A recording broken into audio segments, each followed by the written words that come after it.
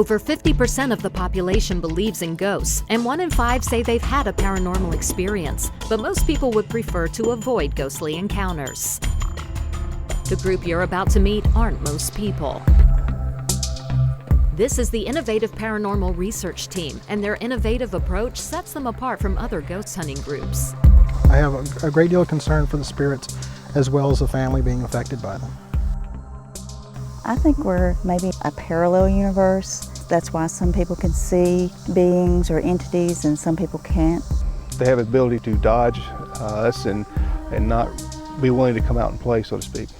Parts of us left behind when we pass, for whatever reason. Unfinished business. I think that ghosts are probably people just like us. It's not like watching it on a TV show or reading a ghost story, that actually being in the situation, it's a lot more frightening than you would think. You're supposed to be safe in your own home. If you don't feel comfortable, then, whatever it is that you think you have or whatever it is that you may have, let's try to figure that out. If the unexplained were easy to prove, there wouldn't be anything unexplained. Today's investigation brings the IPR team to Franklin, Kentucky, population 8,000, give or take a few. 6 miles from downtown Franklin is the historic site known as Octagon Hall. Its octagonal shape makes it very unique, but its shape isn't the only reason it's unique. I'm your host, Katie Cook, and it's time to find out why the IPR team has been called here today.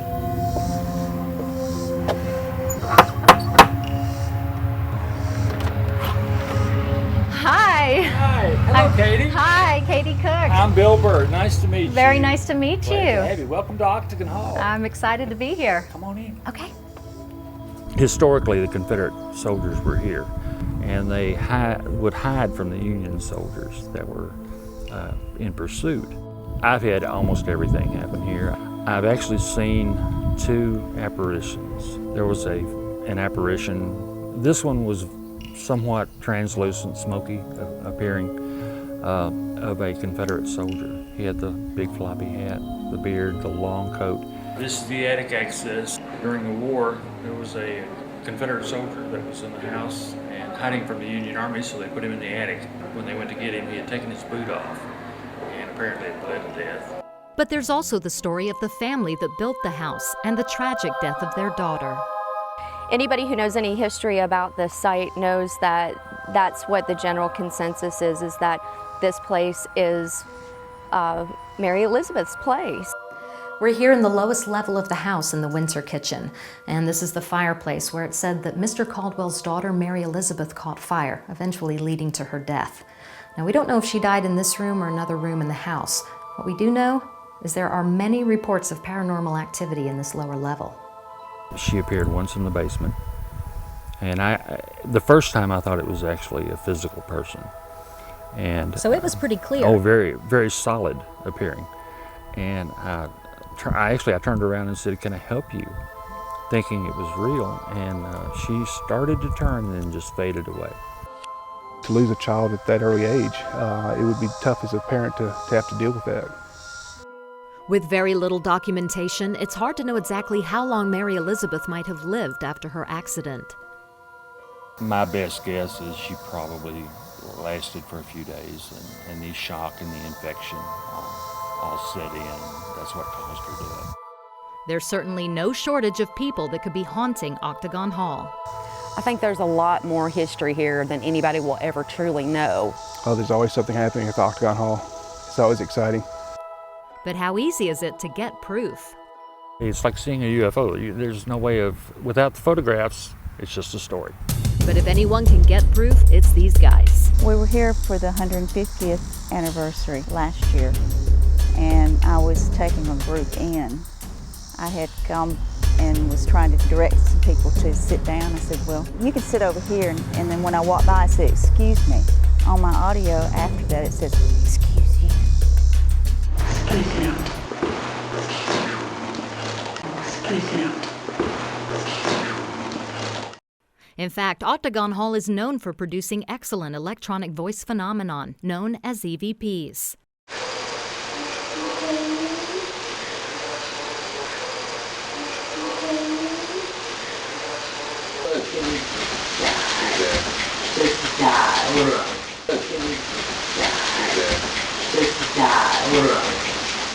Next, we'll hear the story of a soldier that died on the front steps of Octagon Hall. When they got up the next morning, he was laying on the steps dead. And later, are the spirits in the mood to communicate?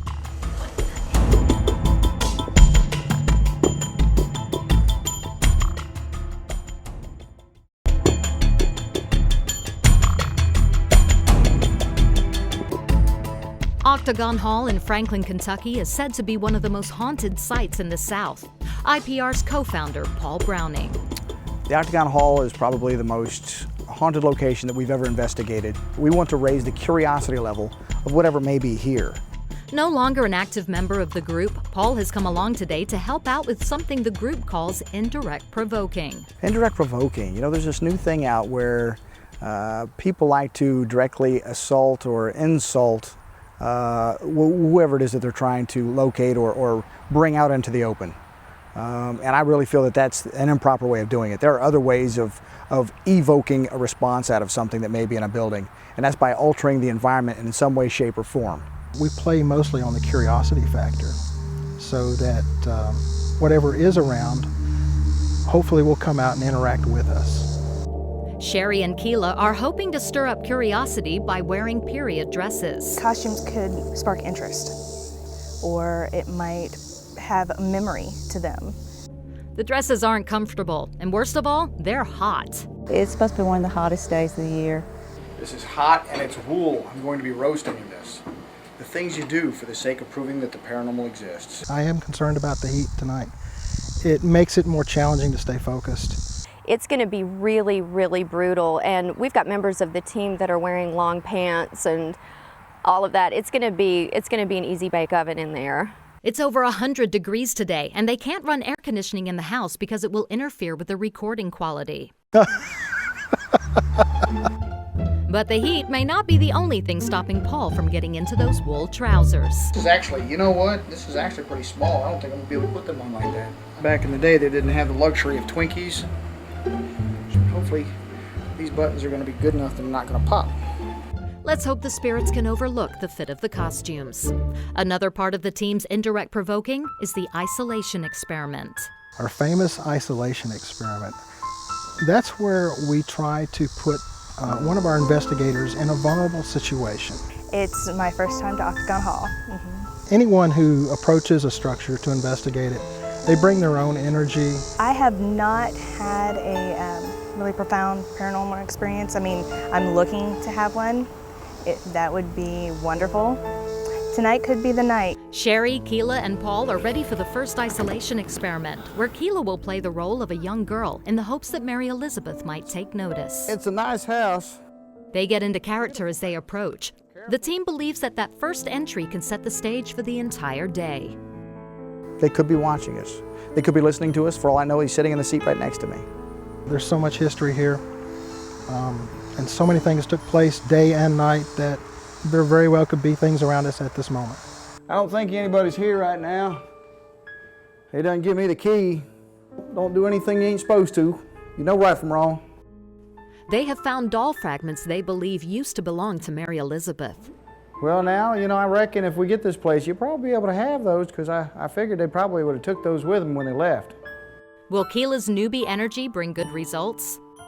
Will sitting alone in a dark basement rattle her nerves? In the meantime, another newbie's nerves are already shot. Hey, Dudley? Yeah. Can I talk to you for a second? Okay. I have a little issue that's popped up, and I packed so much stuff for the shoot and everything that I walked off without my investigative equipment. You got to be kidding. No, I'm sorry. Okay. Dudley was not pleased with me. The reaction was not happy. We kind of needed that. I know. To do the investigation. I'm so sorry. Not good for an investigator in training. Despite forgetting her equipment, Heather will be able to take part in the full team investigation. And if the first isolation experiment is any indication, it could be an active night. While I was down there, I was playing with the dolls. Mom, I love my new dolls. It looked like a shadow had walked across the light in that room. The spirits in the house seem to be responding well to the investigation so far, and Keela feels like she's finally had her first paranormal experience. Next, Paul decides to do one more isolation experiment, taking on the role of a wounded soldier. He'll be completely alone in the house.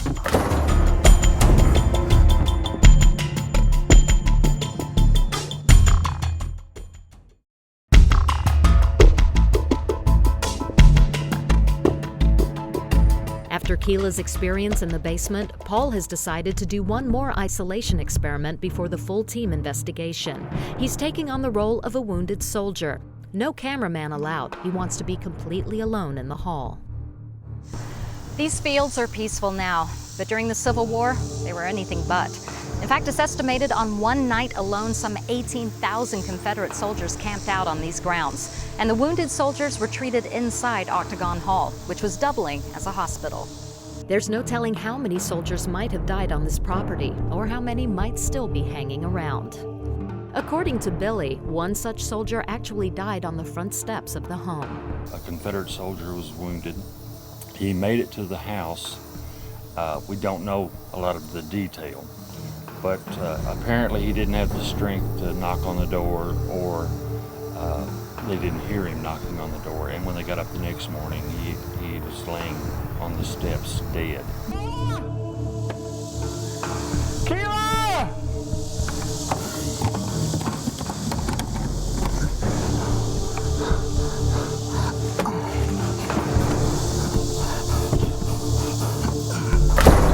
Paul is now completely alone in the hall. He cries out in pain, pretending to have been shot in the foot. Sherry!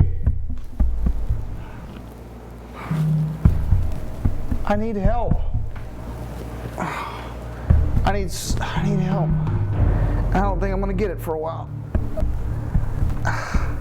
It doesn't take long for a spirit to take notice of Paul. The recording equipment seems to have captured the first EVP of the day. A soldier, perhaps? There's nobody here.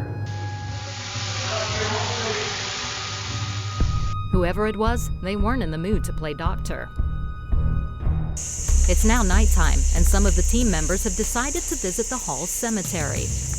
It's said to be the final resting place of many slaves, as well as some unknown soldiers. If there's anyone out here that would like to speak to us, we came a long way to talk to you tonight. There's three of us sitting down, and the little instrument is right out in front of us on the ground. It's got a green light. It won't hurt you. It won't burn you. It's not going to do anything to shock you.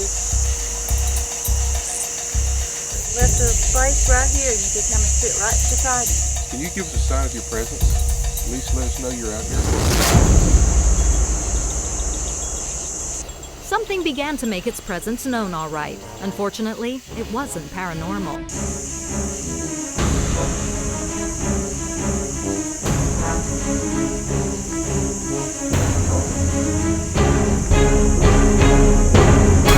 Guys, I'm getting beaten up. Do you want to cut this? Yeah. Outnumbered by the bugs, they decide to head back to the house, where the rest of the team is gathering for a briefing on the full team investigation. Dudley gives a last reminder to the team to follow the established protocol. I'm paying close attention because somehow they've talked me into joining them. I hear something, am I allowed to look up at the camera and say, I just heard this, or do I have to literally? If you make a noise, say that was me. If you bump something, say that was me. And say it clearly enough that when we hear it later, we know, okay, that's not paranormal. After getting our final instructions, it's time to head in. Okay, so we are now entering the house. Ready or not, here we go. Next, my nerves are rattled as the full team investigation amps up, and Tabitha has an encounter she'll never forget. It was a huge, huge, tall figure that stepped completely out from Mary Elizabeth's room.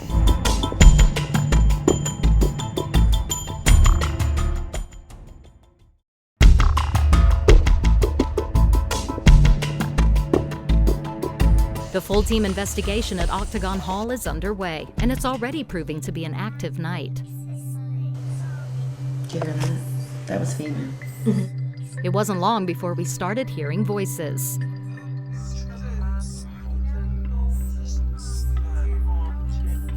Then something happened none of us could have predicted.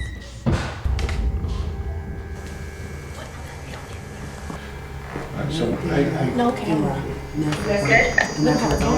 So what did you see? I'm laying on the bed, and we kept hearing talking right here, and a person walking. We could hear the crackling. So I started looking this way, and I just saw this. I saw just like this. As you turned toward it, we heard it. It was a huge, huge, tall figure that stepped completely out from Mary Elizabeth's room. It was so clear, I really thought it was somebody. Before what happened upstairs on the 3rd floor, we actually radioed up because we heard a big bang, and that's when the K2 went off. Right. And you said, hey, the K2 went off. Mm-hmm. And then not long after that, that was when the blue-green light shone. We saw the big flashlight that came through, blue-green. Keela radioed Paul and Dudley, who were monitoring the grounds, to see if they could make sense of the blue light. And that's when we heard this. We just chased what we thought was somebody. It's a shadow that just ran around the building. I see it. There's something obstructing the light, and it's moving. And I mean, it's moving fast. It's not just a little. And I wanted you to run around that way, and I took off running the other side of the building. And the objective being? Hoping we could catch it on the far side. On the far side under the security light, and when we get around there, there's nothing. We just did a search out here, and we had something on the front porch that reacted to us and took off running, but we couldn't catch it. Towards the end of the night, on the main floor, we actually heard footsteps and knocking sounds. I believe you heard a lot of knocking and popping. And that actually, I was hearing that through the live recording, so I know that's also on the tape. So I turned my head and I hear step, step, step, and then it stopped right in the doorway, and that doorway happened to be right next to me. So I was fully expecting and staring at the doorway, waiting for somebody to pop their head through. A hand to reach around. Me possibly having to soil myself. So it was pretty intense. It was for intense. a while. When you look at the sequence of events that took place here, inside the structure and outside the structure, with the lights also illuminating outside the library window. And then we run into that shadow not a minute and a half afterwards. Right. And then you have the story of the soldier that passed away on the front steps. It's all interesting stuff, and it all kind of ties together. And was that the soldier that passed away? We don't know. No. But all we know is we saw a dark figure take off running when we approached it. And then to top it all off, a spider the size of her hand came out of the wall. You stood up pretty fast when that happened. Right. And I'm pretty sure did damage to it. And this was the same wall that I was just leaning on prior to. That's right. So and it was great. I literally had to inform them of it because I was in fear for their lives at that point. Was Mary Elizabeth pulling a little prank? Maybe that shadow figure really was a dead soldier. And perhaps most chilling of all, the spirits of Octagon Hall might have been watching us all day. I was standing looking through a camera, and I don't know if some movement in the 2nd story window caught my attention. I happened to look up, and I did see some movement. And then all of a sudden, the curtain just went back and forth like someone was looking out the window, and it was just amazing. See that. I've never experienced anything like that before. I think there's no doubt tonight we probably stirred up more curiosity in this place than we have ever done before. Without a doubt. You know, not being in their face, but getting in their heads. In their heads. That's what it's all about. It's been a long and hot night, and the team is exhausted. It's time to call the investigation to a close. It's also time to call Billy. Billy, hey. Yeah, it's Katie. We've been here all night, as you can see. I'm about ready to go home and take a shower, but it was well worth it, and I appreciate you coming back. I'm sorry to call you so late last night. That's fine. We had an active night. Did you hear that? That was female. I end up picking up a lot of male voices, and then different times female voices, different times children's voices. Occasionally, they will mix together like they're carrying on a conversation. There were definitely a few people that said they thought they might have heard Mary Elizabeth. I would not doubt that. You've heard her before as well. Quite a few times.